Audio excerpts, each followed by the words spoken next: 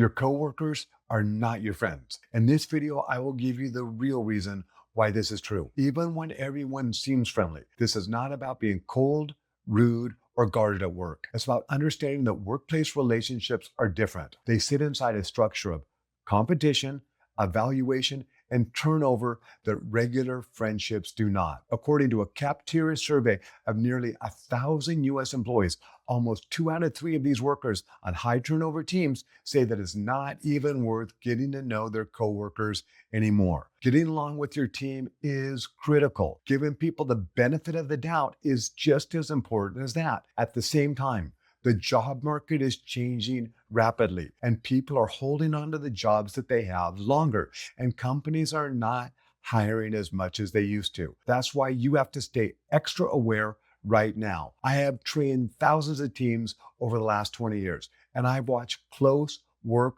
friendships flip. The moment somebody got a promotion, they were put on a layoff list, or an HR complaint entered the room. You might think your work friends are the exception. Watch what happens when your interests stop lining up. Let's get into it. Point 1, you don't get to pick your family. You probably heard that saying before. The same is true for your coworkers. Whoever you end up working with, you're there to learn something from them.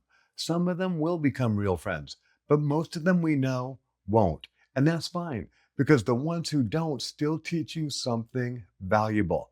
How to deal with people that you don't naturally get along with. That's a skill on its own, and you'll use it your entire career and probably your entire life. Now, don't walk into the job expecting everybody to be your friend. Walk in expecting to learn something from every single person, whether you like them or not. Point 2, be aware of how people get along when times are good at work versus how they act when times get shaky. And ask yourself, what are things like at my job right now? Fitting in, that protects you. The more people who like you, the more people who want to keep you around. This is a good thing. But when your job starts to feel unsafe, some of those same people, they get scared, and fear changes how people act. Think about sales as an example. When business is good and everyone's hitting their numbers, people are relaxed. They're easy to work with. But when sales dry up and people start missing their quota, the same people, they get hungrier. They're more likely to do something they would normally never do. They might cut a coworker out of a deal. They might get sharp with someone over a client. This is called the scarcity principle. When there's less to go around, people compete for it instead of sharing it. The job market works the same way. When the job feels secure, people share. And when they don't, people have a tendency to get petty. Now let's get real with work relationships for a minute. If you've had a real friendship with someone at work and they got let go or you did, that loss is real. It can break your heart. All relationships are real and they all come and go.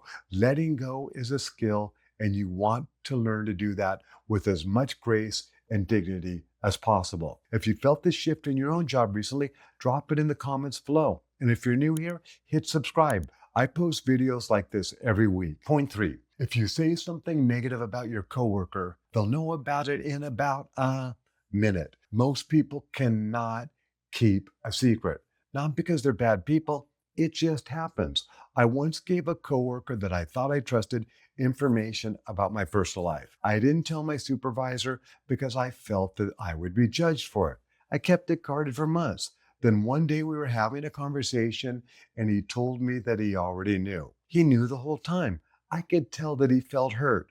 Not that I didn't give him the information, but that I didn't trust him enough to tell him myself. What I've learned is at work, keep your personal life and your opinions close. Not because you can't trust anyone, but because from my experience, it's human nature to want to tell someone. Point 4, watch how the friendship changes the moment that the job changes. Most work relationships are tied to the shared experience of working together. Oftentimes, you'll spend more time with these people than you will with your immediate families.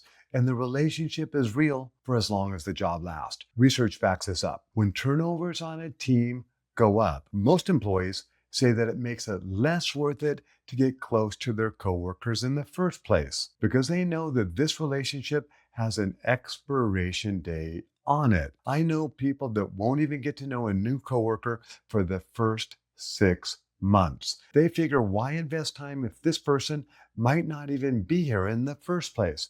That's not cold. That's just somebody who's seen the pattern enough times to plan accordingly. That doesn't mean don't bother. It means don't be surprised when a work relationship fades once the job that created it is gone. That's the nature of all relationships.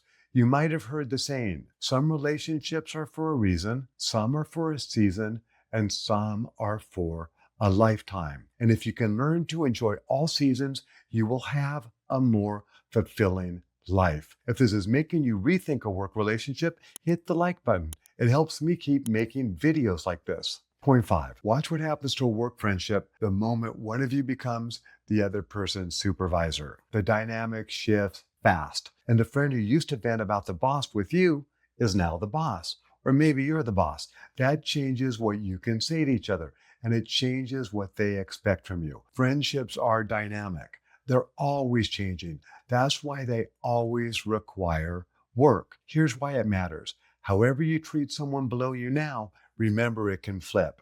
And the person you manage today might be the one who's managing you in a few years. And people never forget how they were treated. All these relationships, the ones that hurt to lose, the ones that don't hurt to lose, are a chance to learn something. Connection is a skill. Letting go is a skill. I know this because I've been teaching them to myself and to other people for years. You want to be able to do both because the workplace is always shifting under you. Treat people professionally. Don't pile on the negativity and don't talk down about your coworker. You already know. It'll get back to them in about a minute. In the next video, I'll teach you why I think building real rapport at work is worth it, even with all this in mind. If this helped you see your workplace differently, hit the like button and subscribe. I'll see you in the next one.